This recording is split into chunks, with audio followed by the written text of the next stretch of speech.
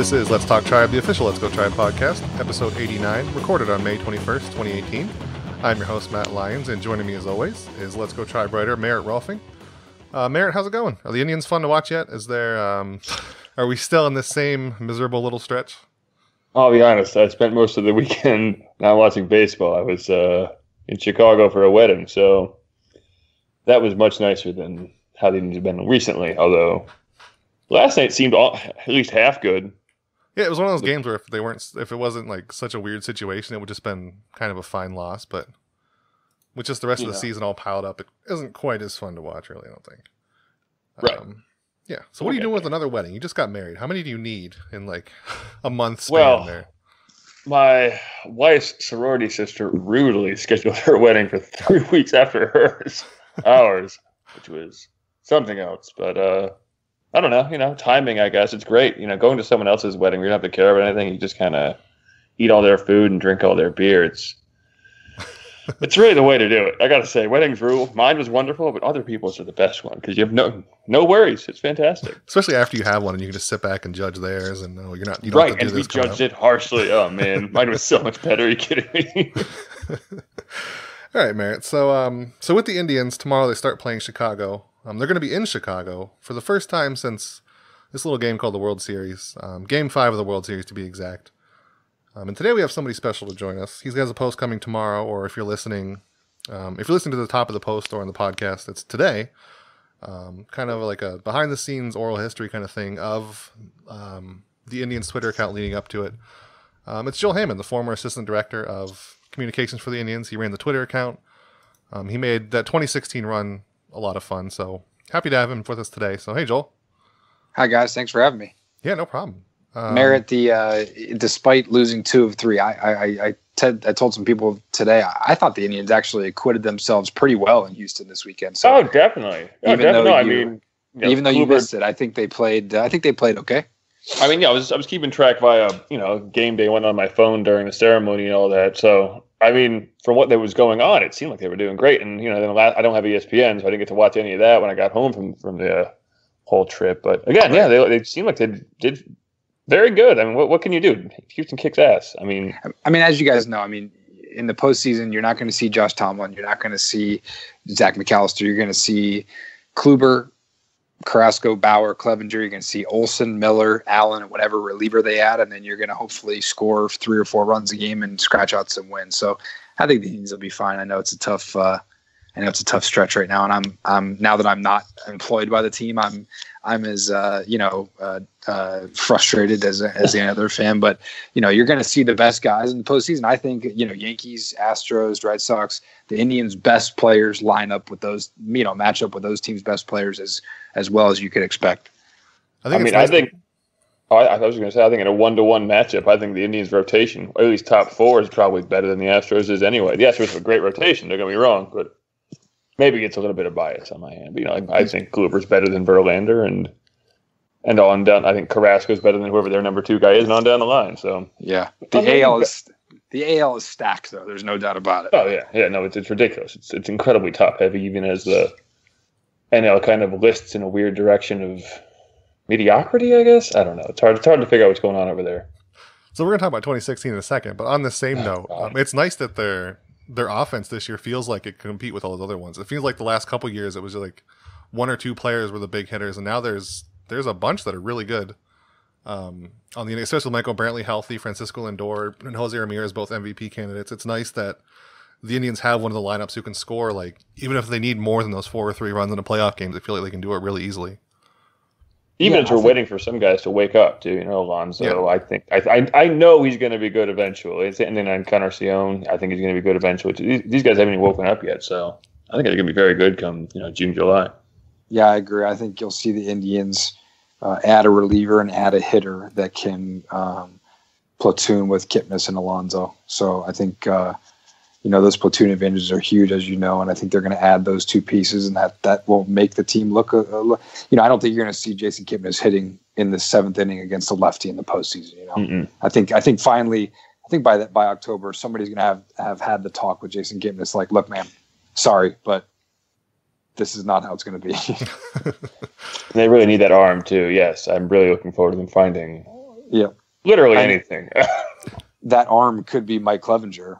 If they're, especially in a short series, it's going to be Mike Clevenger. So. Yeah, that is a nice bullpen. I mean, we'll have Ryan Merritt back, who might be okay in the bullpen. I don't know if he's going to be a permanent starter, but at least somewhere in there, like you said, we won't see Josh Tomlin, so that kind of evens things out, I think, in the rotation.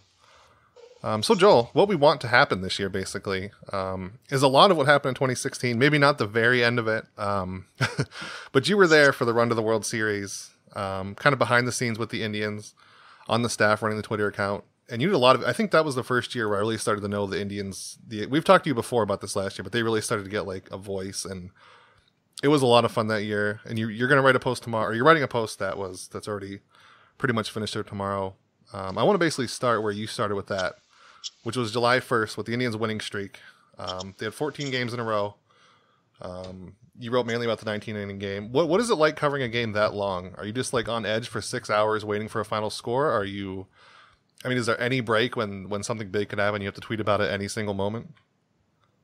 Yeah, well, in a normal 19-inning game, you just want it to end, and but that game specifically, by the time there's a lot at stake there, relatively in the middle of a long season where you're trying to win a franchise record 14th, and by that time there's going to be some ramifications on your roster because of what you had to go through that day. So once you get deep in that game, you definitely want to win the game. So, and then, just the way it ended and what was, like I said, what the team accomplished. It was a wild day. I wrote in the post, I won't spoil it all, but the day was supposed to be pretty routine. It was supposed to be the start of a long weekend, and instead I ended up working pretty much all day long. So, that was a fun day. And, one of my coworkers was there, of course, and shot us a picture of his scorecard, which was, of course, a disaster. And it was just a fun day, and I'm glad we came out on top. People forget that game, like I said, though, sort of, I think it cost, was it Jabba who lost his job? Anyway, we had the DFA. I think it was Jabba. We had the DFA the day after because we needed a roster spot for Sean Morimano to come up. So, it was fun to win, but that kind of set us back a little bit. We didn't play very well, if memory serves, after that game for a few weeks, just because of what we went through to win it. But of course, the 14 straight meant something too. Yeah, I feel like the regular season for them that year was kind of split into like two big. Maybe there's more than two, but the two like biggest defining moments were that, and then Tyler Naquin's walk off. Which for some reason, when I always think about it without looking it up first, I always picture that as part of the winning streak. But that came like an entire month later. That was a completely different thing. That was in like August, right? Yeah, August 19th. Yeah. Yep. So it was 7 weeks later, and like I said, I'd have to go back and look, but I feel like that stretch, the All-Star break is in there too, but we didn't play that well for those 6 or 7 weeks. So that's that Naquin game and that series against Blue Jays was kind of a real, it was kind of like a second wind of sorts, I distinctly remember that time, and then after the long winning streak last year too, is always the Indians won too many games too soon. Argument that comes out. They won those finite number of games where you can't possibly win more later on if you have a big winning streak. But right, they definitely don't count or something. What is the sense around a team that's in a streak like that too? Because I remember I was in the middle of that. I was moving. I moved from Kentucky to DC. They were winning. I don't know, probably like June 29th or something. And I think one of those games, and Bauer was pitching, and he's pitching amazingly. And I think to myself, like, they'll never lose again. Like, this team is operating exactly how I expected them always to, and this is just fine. This is normal. What is the sense on the inside then, I suppose, about, obviously, they're realistic human beings and not, idealistic fans, but what is it like on the inside for that? I guess my long-winded way of saying that. Yeah, I think in 2016 it was a little bit different because we hadn't gone through it first. So I think then it was a little bit easier to get caught up in it. Mm-hmm. For the players, maybe not that they did, but I think they talked about it a little bit more. And then as a staff, as somebody who works for the team, it's of course more fun to go to work and a lot more excitement. Last year, I think the players did a really good job of not really focusing on that much. I know it sounds like cliche, but they spoke every day of, look, we're just trying to win today. And now, from our perspective, what I challenged my group was, especially the 22 gamer after we had the 14 gamer, it was like, hey, this is our time to shine. So how can we get creative? How can we, keep this going on social? And so, I think the players did a good job of sort of not focusing on it too much. From my perspective, it was cool. It was super exciting, and we had so much stuff, to talk about and to write about and to execute. It was awesome. So we had a lot of fun with it. And so one of my favorite. Oh, go ahead, Matt. I was curious just in general about the GIF making you guys do. I mean, you have so many. How many would you say? No, I said, what is the process of making one? It seems like there's such a quick turnaround sometimes. How big is it? Was the team you guys worked with? Because the speed with which things came out, or even just the creativity of it all, was it's always been amazing, especially with the Cleveland Indians kind of account. It was a unique setup. I mean, there were just a couple of us that were sort of doing the day-to-day, the hour-to-hour sort of execution, but we had a great team behind us where we had great photographers, we had a great production team, at the Indians. And then it's kind of a unique setup because, technically Major League Baseball Advanced Media owns every club's website and social media channels. Now, they're much more hands-off now, or when I left, than they were when I first started. But so technically, they own our stuff, they own the footage, they own everything. So as you guys know, there's been a lot of controversy around them and what they do with, the people who were stealing or creating their own GIFs, whatever. But so they would actually create our GIFs for us, and they were good about turning them around. So it was a unique setup, and so like the game action stuff. Mm-hmm. Major League Baseball Advanced Media would send us some of the other stuff, we'd create in house. I'm trying to think of an example, but like the ones in my last year that were kind of like on a black background that kind of looked like they were shot on a green screen. Like that's our creative team, our production team that shot those in spring training.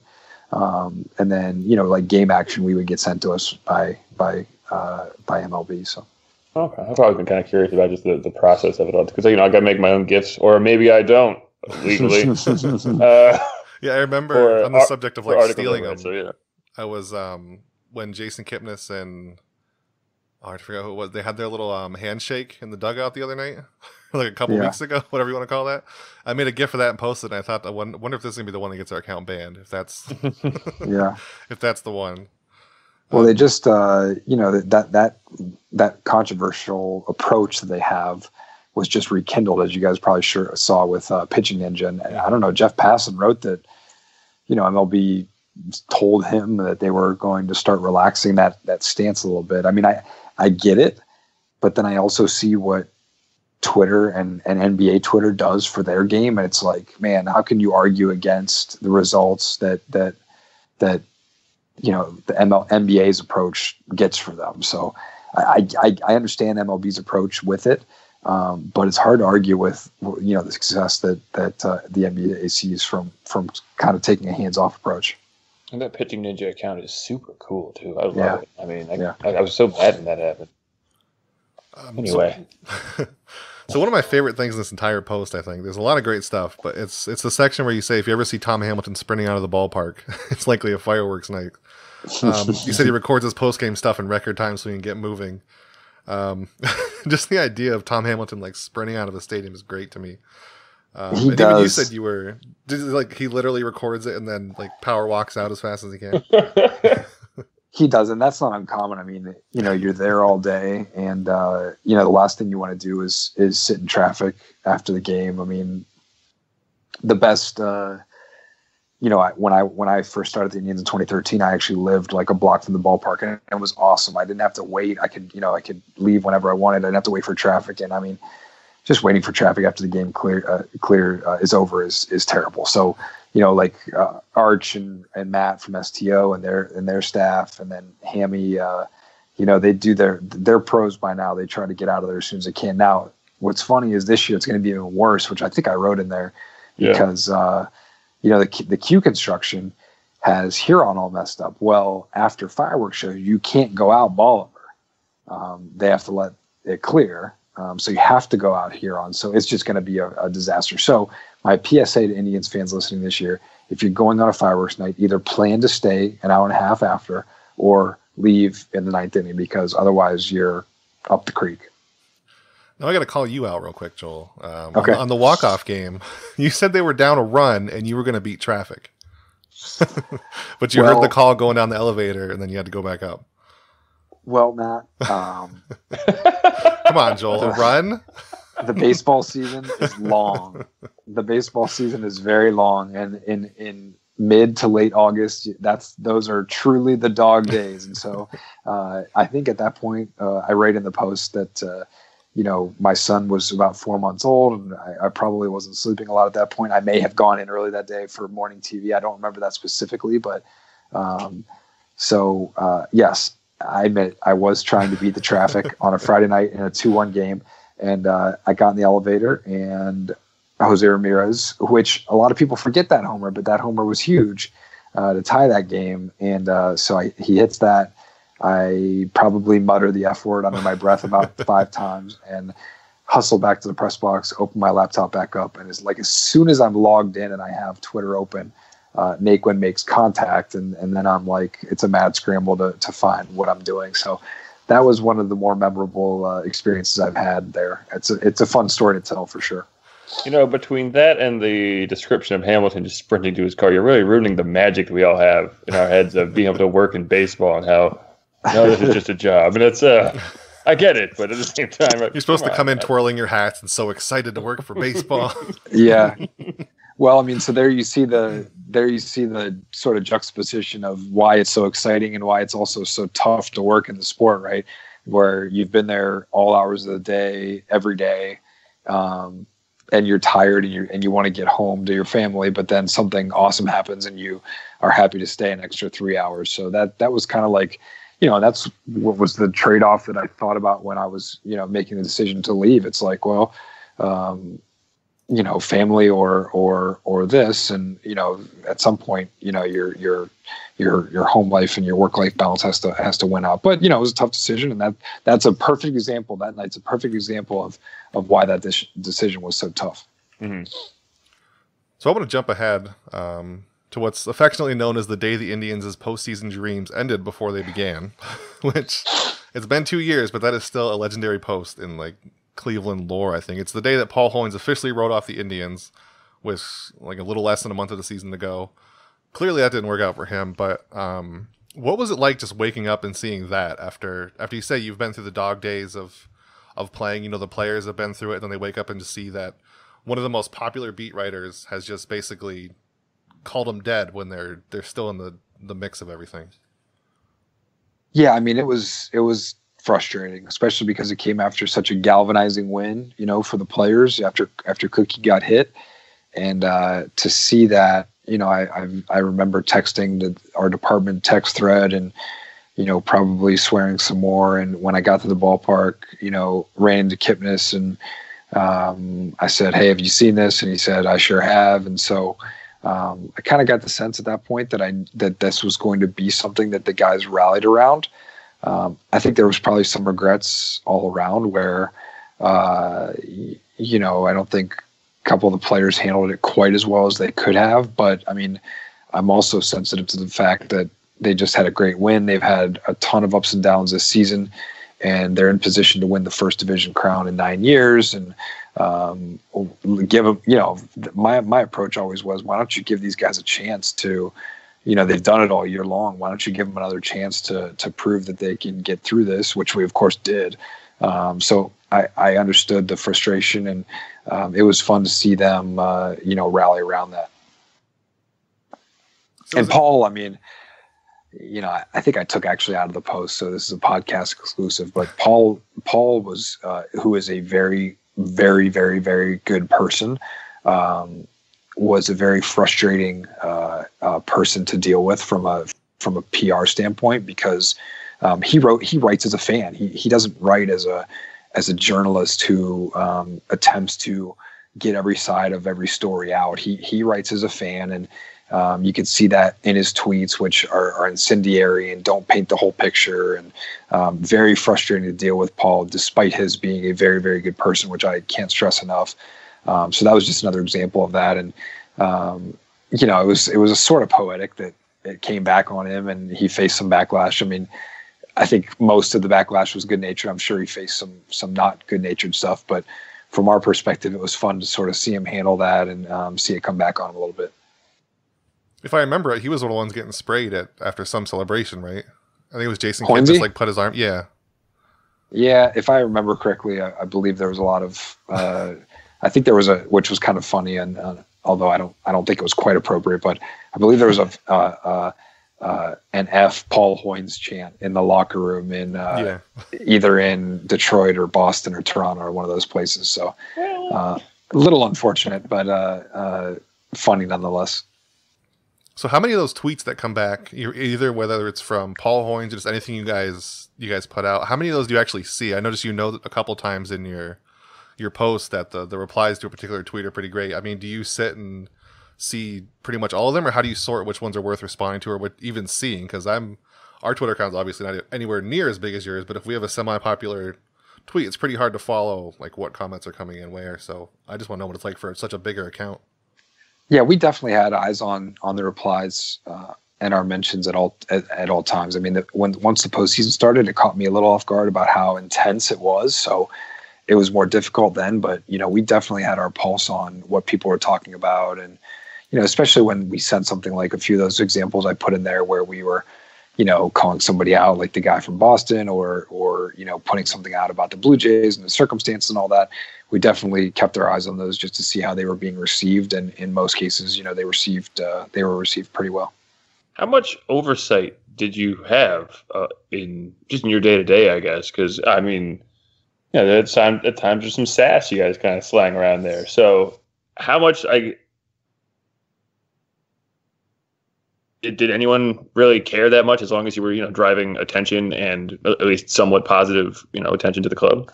Yeah, we had a lot of autonomy, which was one of my favorite parts of working there. And, I always said that, it was our job to know, and I believe this for, anybody running a team social account, to know where the line is. And, I was involved, I wrote press releases and wrote messaging. And so I was involved with those processes. So I kind of knew the response that we wanted to get out.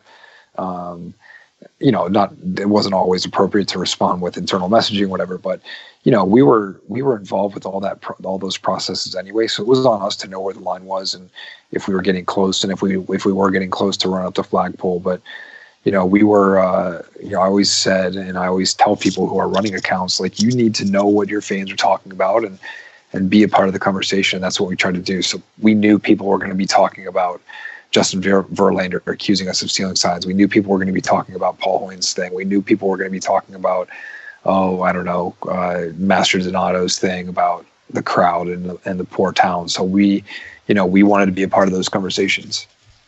Yeah, that's the next thing I want to touch on is I didn't realize this.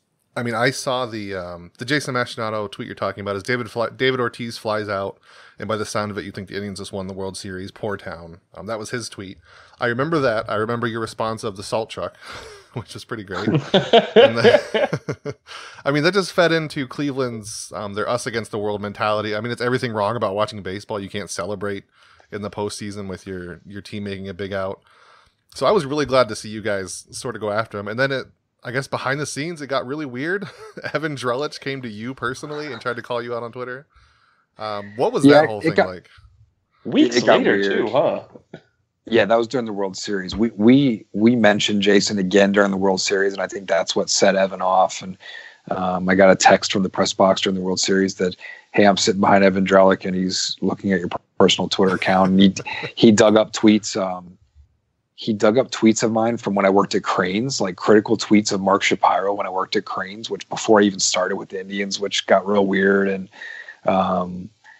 so, yeah, very weird. But, I thought that tweet from the Boston writer was just indicative of like how little respect we had and our team had. And, kind of Boston's like, hey, we're good, we're too good for you. Like, how could you possibly find fault in a crowd? Like, in a big moment in the first inning of our first playoff game in a couple of years, like I just had a hard time understanding where that came from. So yeah, we got after him real good and continued a little bit. And frankly, I don't have any regrets about that because I thought that was fair game. Like if you're going to take that shot at town, he kind of doubled down, I think, with another one was another tweet after that. So to me, that was fair game. If you're gonna send that out, you better expect some blowback. So I don't regret anything about that exchange at all.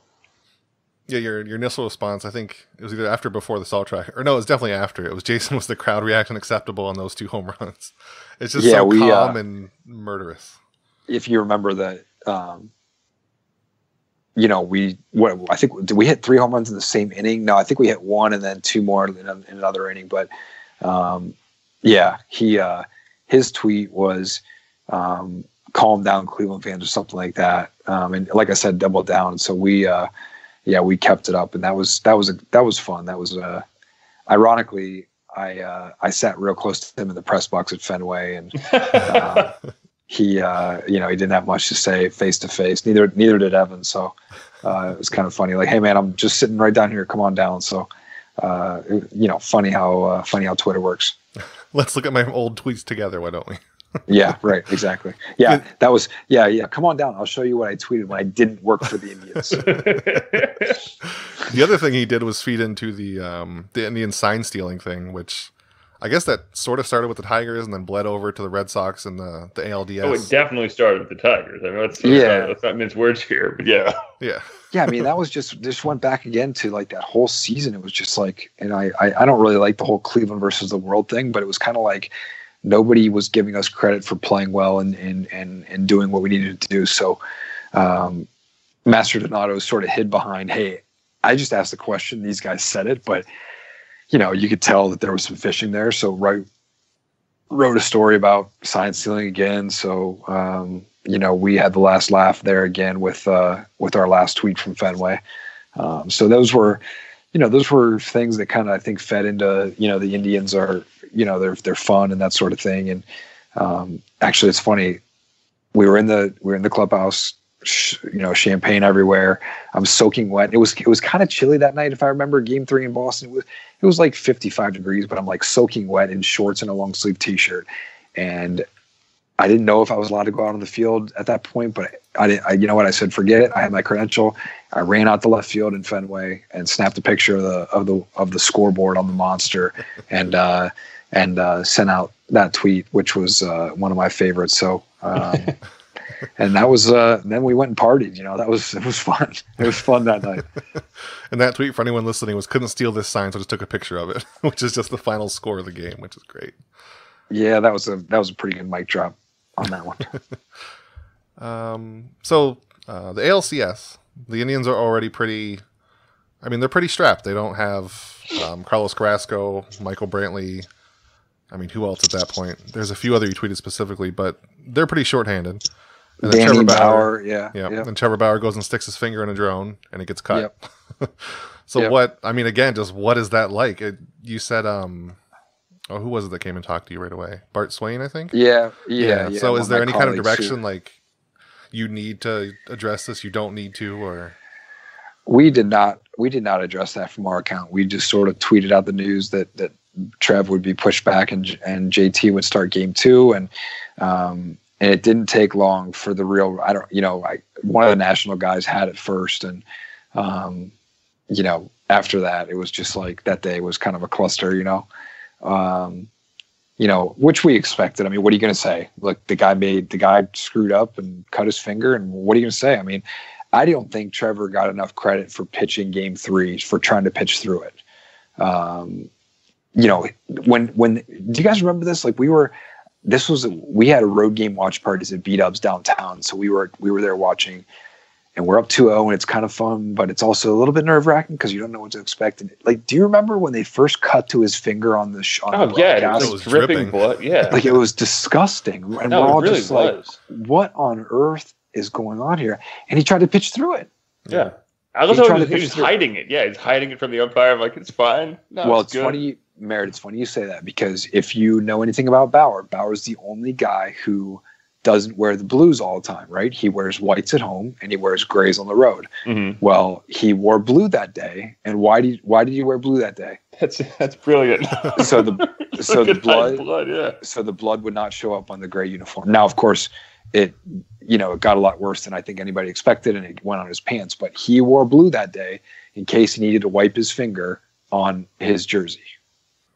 And I think his biggest problem with that afterwards was that he couldn't use the like the glue to keep it shut, which probably would have worked, but he wasn't allowed because of a foreign substance, and that kind of has led into this whole Astros thing going on this year. Right, that's been his biggest beef with the Astros this year, is that he wasn't allowed to do that, and he doesn't use pine tar supposedly. And so he wants either everybody to be able to use stuff or nobody to be able to use stuff. So it's funny how that's come full circle. Now, I want to back up a minute here with the uniform thing. I even asked Francisco Lindor about this. He didn't know, obviously, or maybe he didn't tell me. But do you know why the Indians use the blue so much? Is it just a preference or like superstition? No, I think it's just starting pitchers' preference. There's been a little bit more. Like Kluber just wore the grays on the road, I feel like, didn't he? Yeah. Oh, yeah. There's been a lot more grays on the road. There wasn't for like the first month and a half. There wasn't a single gray. On the road, but. And then somebody picked the might have been Tomlin. I tweeted out the one Sunday or the last time Tomlin started at home. You know, they wore the home whites with that red block C cap, which I thought looked awesome. Oh yeah. But yeah, it's just starting pitchers choose them, and I don't know if during the playoffs that year they were just, you know, they all wanted to wear blue because it was working, but yeah, starting pitchers choose them. Yeah, it didn't seem like I thought it started during that postseason. I thought maybe that's kind of just kept going on, but maybe just yeah. Yeah. Mm-hmm. So did none of the starting pitchers like the red throwback uniforms? Is what you're telling me? Well, I loved those, and I want them all the time. Well, unless that's like an official alternate uniform, I've heard somebody told me that one Sunday or Saturday summer, I think we wore them against the Royals and they wore their powder blues or whatever. But like, yeah. I think that's like super expensive to do that one off like that. I think it costs like $50,000 or something like that to do that somehow. Because I think what happens is you have to.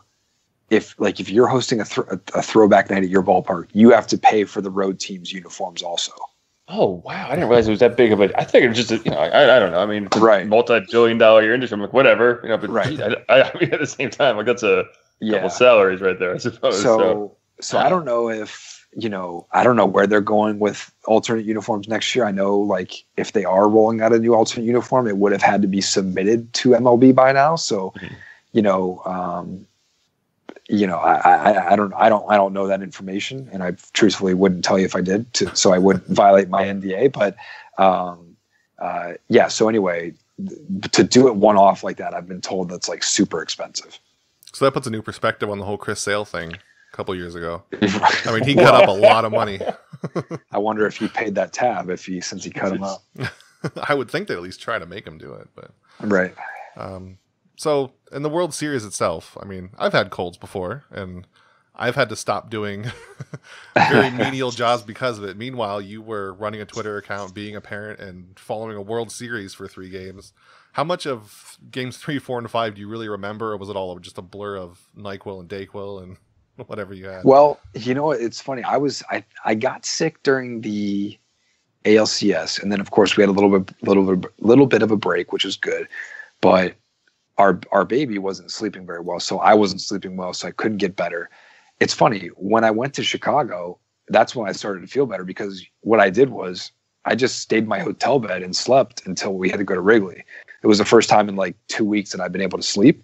So that was good, but it was kind of a bummer. I missed the World Series gala, and I missed a few other things, but I was just so sick that I had to try to get some rest. But it was just crazy. I mean, I think I wrote in the piece that, so the team left after game 2. Let's see, the game 2 would have been Wednesday.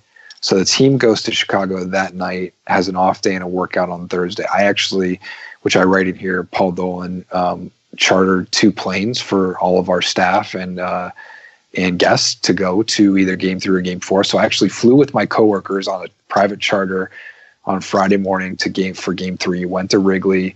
That was the day that long rumored Carlos Santana, so we had stuff to do. We wanted to get that out before anybody else had it. And so, the auxiliary press box at Wrigley was up in the left field upper deck. It was cold. It was windy. It was miserable. The auxiliary press box at Progressive Field was in the kids' clubhouse. So we had a really cool setup for visiting media. And in Wrigley, actually, I think game 3 I sat up there, and it wasn't that cold that game. And luckily, my boss gave up his seat in the main box for game 4 and game 5 because I was sick and it was getting cold. So it was just kind of a whirlwind, you know. So, Joe, I did have one question for you, actually. Sure. I want to run it back. You met. All right. So the Indians wore the Wahoo basically the entire postseason, right? Yep. And they're getting rid of it, obviously, for obvious reasons. Yep. Was there any pushback at all from like the league, or did you? I mean, obviously, maybe you weren't involved with it really, but maybe tangentially, anything you heard anywhere, but like the league office saying, "Could you not?" Or because, like you said, the pitcher's pick, and but I just because that was something that was mentioned on Twitter a bunch by a bunch of different people. So yeah, I have to ask. Yeah. I mean, make no mistake, Rob Manfred does not like the logo, and so I'm sure he cringed every time we wore it. But I don't think the league at that point was in any position to sort of say you can't do this. You know, the craziest thing that regarding Wahoo was, you know, the whole Canadian thing where, you know, our clubbies were in Toronto preparing to rip the patches off the sleeves if that tribunal ruled in favor of those groups that didn't want us to wear it. That's crazy. You know, I think that ruling came down at like 4:00 the day of the game, and so they were getting ready to scramble to make that work, and so that was messy. And I think I wrote in there that that was my biggest issue with Wahoo was it took away that year from our really good team, and frankly in 2017 it took away from our really good team in the playoffs. I mean, that's what people wanted to talk about, that instead of, you know, some people, not everybody, but anything. That was my biggest gripe with it, was anything that took away from people talking about our team should have been eliminated, you know. At the same time, and people kill the Indians for this, and there's very real financial considerations when you talk about something that a fan base, your paying customers are tied to, you know. And so that was always the consideration. And so I'm happy he's going away. I hated that during those 2 seasons, our 2 big years there, that if one person talked about Wahoo instead of our really good team, then that was one person too many. You know, that was my biggest gripe with it. No, I agree with you. I mean, every time you see any highlight of them on Twitter, anywhere, at least someone's going to pop up in the comments talking only about the logo, not about the 22-game win streak or what have you. You know, so I mean, okay.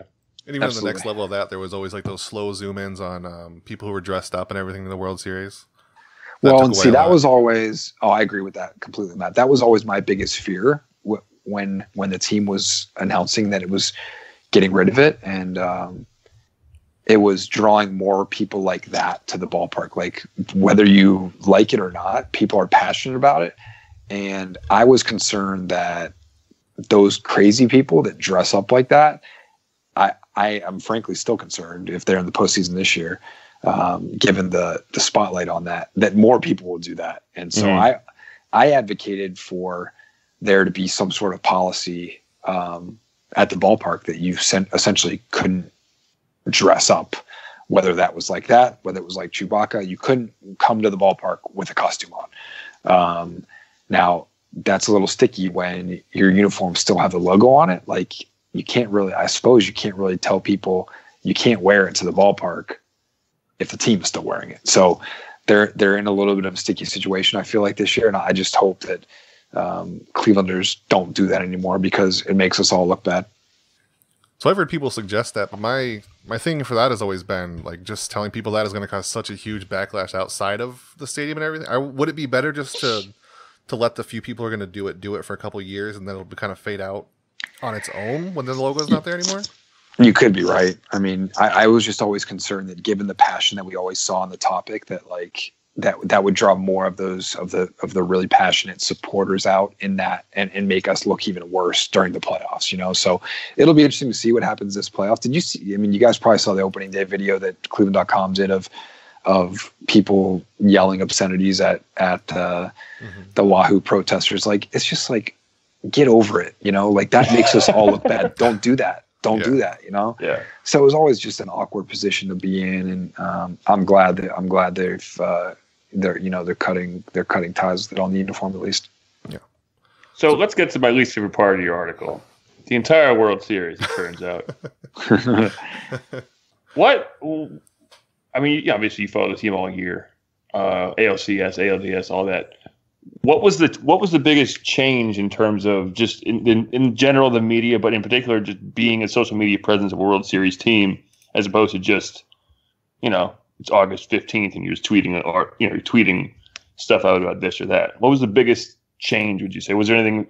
I mean, obviously you said you were super sick, but it just intensified. I mean, it was your mentions and your comments were manageable during the regular season. I mean, once you got to the postseason, I mean, we had two people with our eyes on it constantly to make sure we were, keeping up with everything and knowing what was going on, knowing what people were talking about. So it was just super intense, and but it was fun. I mean, it was awesome, and we got a lot of great publicity for our team, which I loved. It was a chance to brag on the people I worked with directly, and I think I mentioned them, but we had a great intern group that year, and we had two great photographers, and our creative staff did a great job, and we rolled out that rally together thing for the first time. I know you guys talked about whether it's old hat by now, but then it was perfect timing and it worked really well. So we had a lot of great people involved then. So it was a great chance to tell the organization story, to tell the social team story, and to get people talking about the good stuff that we were doing. So it was a lot of fun.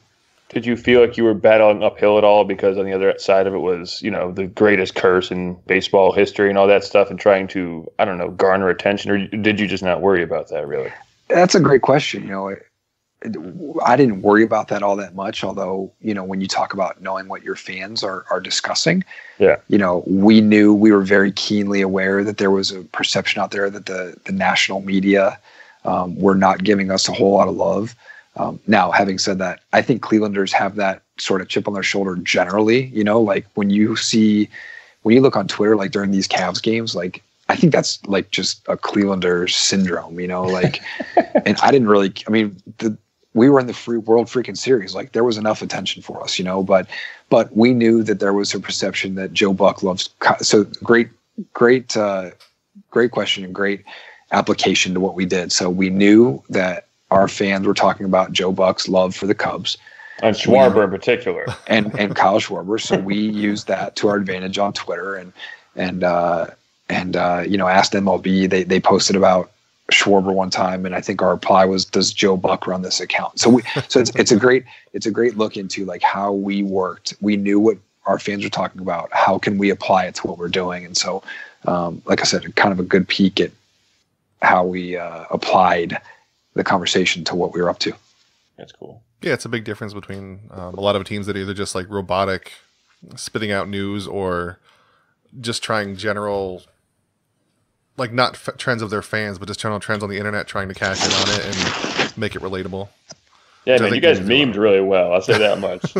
That's a very quick way to say what I said, yeah. And then the last thing, I don't want to spoil what it is, because I think it's kind of neat that it's in the post, and you said that only your son knew it for this long, but you did have a tweet ready for if the Indians won the World Series. Like, how hard was it knowing you had that ready, and how close were you to, I mean, I guess posting it? Was it already ready to go and you ran it by some people, or? So yeah, I don't want to spoil it. People got to click, got to give you guys some clicks and got to give you some traffic. So, we went through, we had some visuals ready to go, and we had our copy ready to go. We ran it through the team, and we were ready to go as soon as, Carlos Santana hit a walk-off in the ninth, which never happened. So, you plan for that. When we planned in like July, our division clinching stuff, and we had great content and great copy, and we had a good plan. I had, I mentioned in the post that we, had a life proof case because we were going, we got approval to go in the clubhouse, and we knew we were going to get sprayed, and it's a lot of planning, and we were lucky that a lot of our plans got to see the light of the day because our team performed so well. Unfortunately, just that last little bit didn't get to see the light of day. So it'll finally see the light of day on Tuesday on Let's Go Tribe. Yeah, it's very bold of you to play a division clinching comment in the middle of July, I have to say. But there were 7.5 games. It was more. I guess that was more like. No, I know. Just like visuals and that sort of thing. But sure. We waffled a little bit, and frankly, I'm still a little uneasy about putting our the copy for the World Series out there, just because I'm sure we would have gotten a little bit of blowback that we sort of. Piggybacked off something that wasn't ours and that sort of thing. But, you guys saw it. The post is a great recap of like some of the like sarcastic and snarky stuff we did. And I thought, our plan for the clinching copy fit right in. It was just sort of like a natural progression and fit right in with that voice where it was like one last shot across the bow, So I'll be interested to see what people have to say about it tomorrow, whether they would have liked it, would have hated it. Yeah. Oh, I lied. I have one more thing. You sent me the pictures of the World Series ring. I know you have 2 kids now, Joel. Who gets that ring? Who's that going in the will to? Heck, at this point, saw it in half. Matt knows Merritt just got married, so at this point, I'll probably have to pawn it to pay for diaper bills and formula bills for my that'll cover for you my for a couple kids. Months. Yeah, so I'm not sure that it's ever going to make it to the will. It's probably going to be pawned before then to pay for some formula bills. I could see someone in like 2030 frantically searching Joel Hammond fan graphs. Who was this guy? Yeah, exactly. All right, Joel. Well, thank you again for coming on, talking to us, for writing this whole post. Of course, it's really great. I'm really glad you're able to do this, and I think it was Matt Schlichting mentioned it too. Whoever else did, thank you for bringing that up and just writing the whole thing. You got it, guys. Thanks for giving me the opportunity. No problem. Thanks for coming on. We're gonna take a really quick break, and then we'll be back. Hopefully, take maybe time for 1 or 2 questions. I feel bad to not do any of them, so stick around. We'll be right back.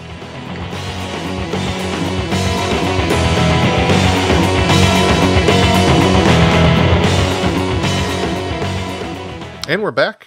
Thank you again, Joel, for joining us for that conversation. That whole post, I'm really excited about it. I know I just said it a minute ago to him, but it's going to be really neat. I'm glad it's a good read. Do it. Yeah.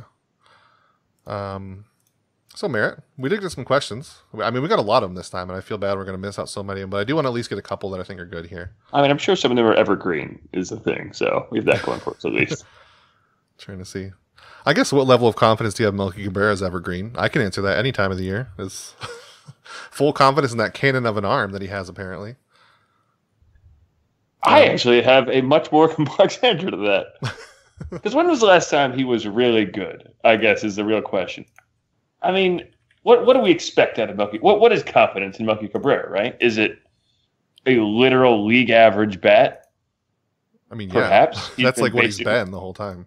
That's basically what he has been his whole career. Yep. Maybe a little bit more. I don't know. I mean, he's 33 years old now. Does he want to play baseball that much longer? I don't know. Maybe he'll suddenly become some sort of weird, not weird, it's normal now, but like a huge fly ball advocate and just over the next 5 months mash 38 home runs for the Indians. What did we find here? Gold, apparently. There's gold in them Dar Hills. So this kind of leads. He was so good years ago, He had that year with the Giants when he was just insane. Well, he was on steroids. Yeah. Oh, well, yeah. I mean, he was really good, though. I forgot about that. And then he suddenly plays a lot less games next year with the Blue Jays. That's weird. It's a weird coincidence there. Things happen, What can you do? What can you do about the vagaries of luck, I suppose, is how I would explain that. So this leads nicely to our next question from @David J. Fabian. He wants to know, in your opinion, should all our outfielders get healthy? Who stays and who goes? Because, right now, if you count the disabled list, there is just a boatload of 17 outfielders, I believe it is, right? Conservatively, yeah, 17. Somewhere in there. I mean, I think the answer, obviously, is, and I don't think I'm wrong in saying this, but obviously it's Brantley, Zimmer, and Chisenhall. And then I guess Geyer, and then you get a 5th outfielder? Wait, so who'd you have so far? Chisenhall, Brantley, and Zimmer. And Zimmer. Yeah, I don't think they're going anywhere. And then Geyer. Well, how many outfielders are we talking? How many outfielders should the team have? 5, right? I guess that's the number. That's a good number. I guess so. Is Rajai Davis that, or is Greg Allen? I'd take Greg Now Allen they have over Rajai officially. Davis. Yeah, but I mean, I don't know, man. What about Tyler Naquin at this point? I've written articles for and against him so many different times. I don't even know how I feel about him anymore. So Davis just can't hit at all. And That's true. I mean, if you have Zimmer already, and we're assuming full health, obviously, then you have someone who is a better outfielder and is faster somehow than Rajai Davis. Davis has the knack for stealing bases, but I think that if I had to pick one of the two, I'd take Zimmer, and then I don't know. I mean, I guess for a pinch runner situation, obviously you go with Davis over Allen only because he has. Again, I think stealing bases is there's technique as much as there is speed in it. You know, Mm-hmm. I mean, I don't think Ricky Henderson was only really fast. Towards the end of his career, he was still stealing like 60 bases a year. What did I say? Did I say Melky Cabrera? What? I said Ricky Henderson there, right? Yeah, I Yeah, said you Ricky did. Henderson. Okay. Jesus. Okay. Blacking out for a minute. Whoa. Just kind of rambling. But I think there's some skill in that, and I think Davis does have that skill. It's just he has limited other skills. So Yeah, I think I there's would say some those rosters that 5. could. Yeah, there's some rosters that could keep Rajai Davis on just for a pinch runner, but I don't think the Indians, when they have to platoon 2 outfield spots, can be one of those. Well, I don't think they they need every platoon roster 2 spot, outfield spots, though. I think they'd only platoon 1. I remain firm in my belief that Bradley Zimmer is an everyday center fielder, even if he only hits 240. Oh, I firmly believe that. I don't believe it's going to happen, though. I don't understand why, though. I mean, defense, if everyone else is hitting, if your right field spot is performing at give it a 120 WRC plus, and then you have Brantley fully healthy, you don't need a great center fielder that can hit. And I'm sure the team knows that. He's there for his defense more than anything, and the bat will show up eventually. I mean, it's one of the reasons he is a major leaguer. It's not just the glove. So I do think that will happen, and so I don't think you need to platoon center field again if he's healthy. Yeah, but I am fully with you. I hate platooning Bradley Zimmer. I hated it even last year. I mean, if you don't believe in him enough as a full-time player, you probably don't believe in him enough as a platoon bat. He didn't have huge splits throughout his career. He did a little bit in the higher ends, but he does not need to be platoon. And like you said, his defense is the most important thing. If he's hitting really bad against lefties, you can keep him out there for the defensive boost. Like, I'm pretty sure he just hasn't ever hit. That's the thing. It's not he hasn't hit this or that. He's just always been. His entire time in the majors has been a bad hitter. So that's whatever. I mean, if that's who he is right now, it's not like he's old. He's 25 years old, and he's only played 133 games in the majors. I don't think I think it's a bit too early to make a judgment on that. But even if it isn't, if he's batting 8th or 9th, and you have 2 MVP candidates on the infield, and they're small dudes, and I didn't even mention the large sluggers that you have, like, I think that's something you can get over, and it helps the key to the entire team, which is the pitching staff, of course. So that's my 5, anyways. So let's wrap it up with a question from @Kevin Gammon. He wants to know, is the team's strategy to survive the weak AL Central until the trade deadline and then try to bolster the bullpen? It would explain why they did so little to add to the pen after Shaw and Smith left. I don't think you go into a season thinking we're going to win the division, so who cares? But yeah, sort of. At this point, I guess they're not going to make a trade in May no matter what. But I guess, yeah, they're just going to try to survive in the weak division and get some at the deadline. Yeah, I mean, I don't know why trades don't happen in May. I mean, for the most part, I get it sometimes, but like, there's teams are out of it. Like, for instance, I don't know why Machado hasn't been traded already. Well, he should have been traded before the season, so. Oh, he should have been traded a year and a half ago. But whatever, like, you trade him now so you can get at least, one more mid-level prospect. But as to their plan for it, no, again, that's nothing you can really plan for, because if that is a way the Indians actually think, then that's absurd, because then you get bit in the ass by, I don't know, the Twins of the early 2000s or something like that, or the mid 2000s suddenly becoming pretty good. Or the Twins of 2018. I still don't understand why everybody just assumes the Twins are part of the garbage pile in the AL Central. They're not. They were a playoff team last year. Yeah, no, exactly. And like, they have a bunch of young talent, and they added more talent. Yeah, they lost their catcher, who's Castro, who's, again, vital to the development of young pitchers like Jose Barrios. But still, it's a danger. Even I was looking at records, the Tigers are not as far out of it as I thought they would Are we be. really worried about the Tigers, though? Well, I'm going to no, regret but saying that if they come back somehow. And like the Indians are 22 and 23, which is embarrassing. I tried to commiserate with a friend of mine who's a Mariners fan at the wedding I was at. You cannot commiserate. And she would have none of it. She was like, "Yeah, whatever. Why don't you lead a division with a losing record?" I was like, "Oh." The guy, the groom is a White Sox fan, and I wore Indian socks too. He was like, "Hey, nice losing record to lead a division." I was like, "Oh, get out of here. Your team's trash." But nice yeah, losing for the next 3 years. But no, they don't have enough ability to do anything resembling scheming like that. But yeah, I do like what Joel said about them trading for an arm because they so need to. They so badly need to. And I can't think of who it will be, but like my eye wanders towards the Baltimore Orioles, and I'm sure they have some kind of arm there. Just they got to have one somewhere, right? I mean, they have Brad Brock, who was good a year ago, and in MLB The Show helped me carry the Padres to a World Series. Well, there you go. That's all you need. I don't know. There's guys there too who might be good for at least for a year or so. Like, I know they were saying unaffectedly wild sometime in the last week or so. Like, it's easier probably to judge a reliever based on single year, like first half and second half, rather than over several years, because that's just not how relievers work. So there's guys like Richard Blyer who might be good. I don't know, 24 innings, he's allowed 25 hits and only 4 runs. That'd be nice to have, wouldn't it, Matt? It? That'd be pretty nice. The problem is I don't think there's another Andrew Miller out there, and they need to replace Andrew Miller and Brian Shaw.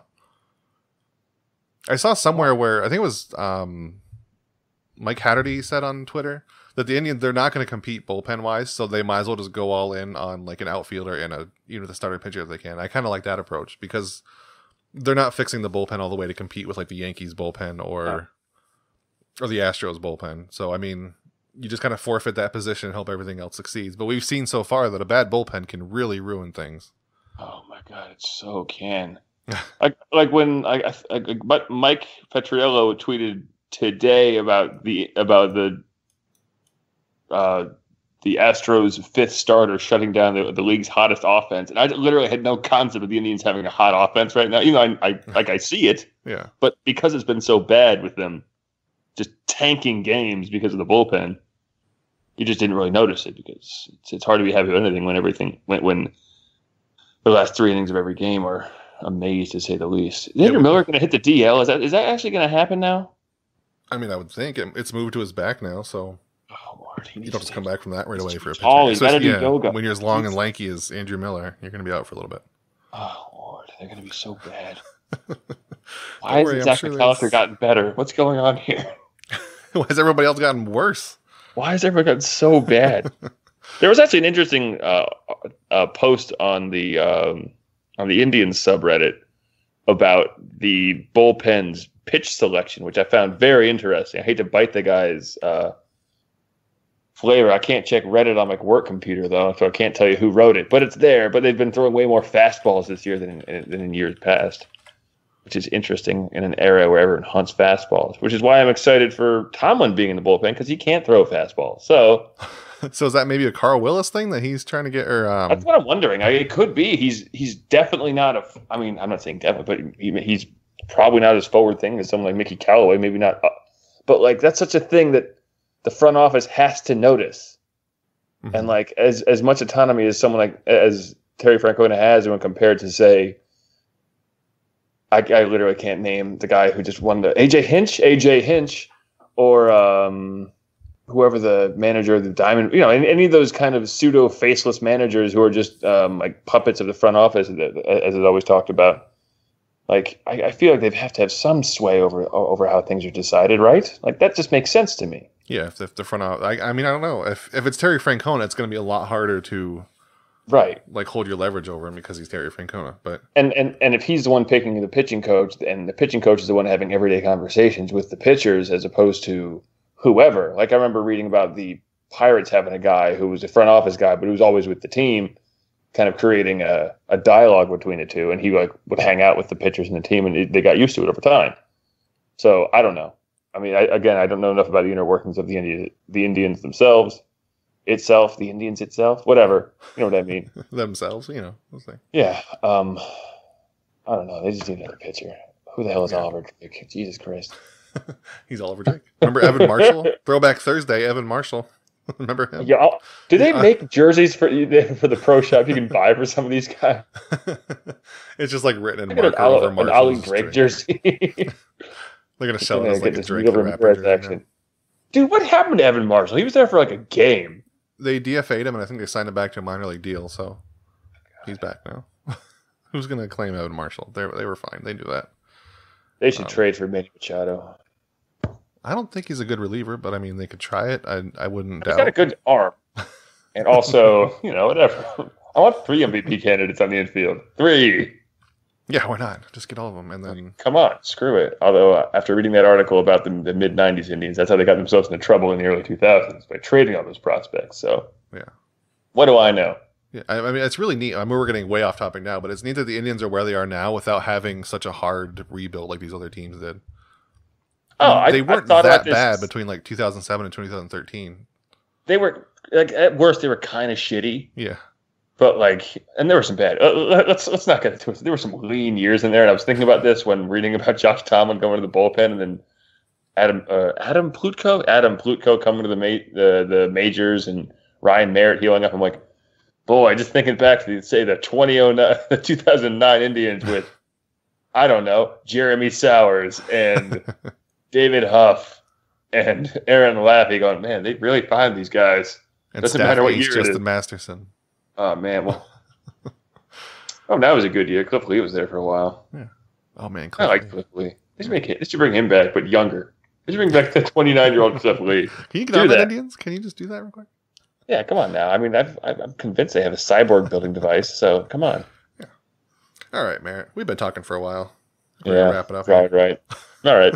Thanks for joining me again, and thanks everybody for listening. Always Wherever a you pleasure. are. See you next week.